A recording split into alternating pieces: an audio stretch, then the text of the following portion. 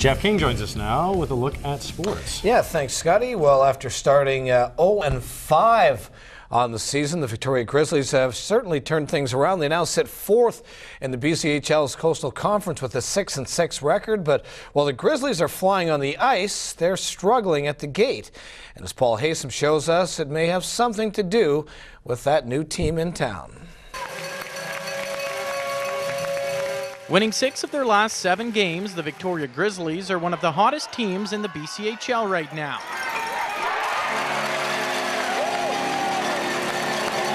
The only problem is, no one's been there to see it. The team's fans have dwindled this season, but the boys aren't all that surprised. We got to prove we can win, which we have been now. So hopefully if we keep this in motion here, then more people do come back and start filling the seats. But it's kind of out of our hands, and we still we're winning hockey games.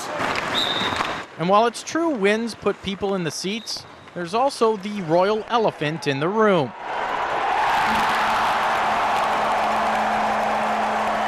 The Victoria Royals are averaging upwards of 6,000 fans per game. Granted, many people are excited about the return of the Western Hockey League, but so far in the battle of the junior teams, it's been a one-sided affair.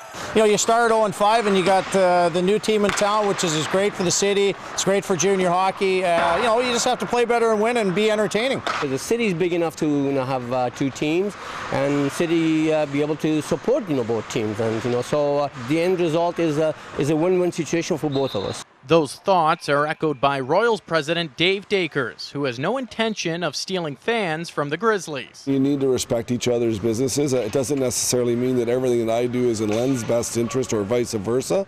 But at the end of the day, as long as we're talking to one another and we make sure that we're respectful of each other's needs, it's going to work out. I'm not worried about the Victoria Grizzlies, and the Victoria Grizzlies shouldn't be worried about us. This is something I'd like to see both teams prosper. And over the last few years, the talent level between the two leagues has gotten significantly closer. In fact, Grizzlies forward Wade Murphy turned down the WHL this season to stay in the BCHL. Yeah, I could have gone last year to Prince Albert, but decided to stay here and get a scholarship and focus on school, and yeah, it's helped. And that's becoming a viable option for many hockey players. It worked for former Grizzlies captain Tyler Bozak, who is now on the second line for the Toronto Maple Leafs. The wave's starting to change. It used to be just strictly, the CHL, OHL, WHL, all kind of stuff, and different with the NCAA, putting in more draft picks and more prospects in towards the NHL. A lot of kids been, really going in that route. There's some great young players here in Myron, Murphy, and Dujong who will get drafted and have a chance to play in the NHL.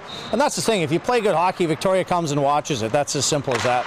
So while the Grizzlies look to fill their seats, they're not too worried about their competition down the street.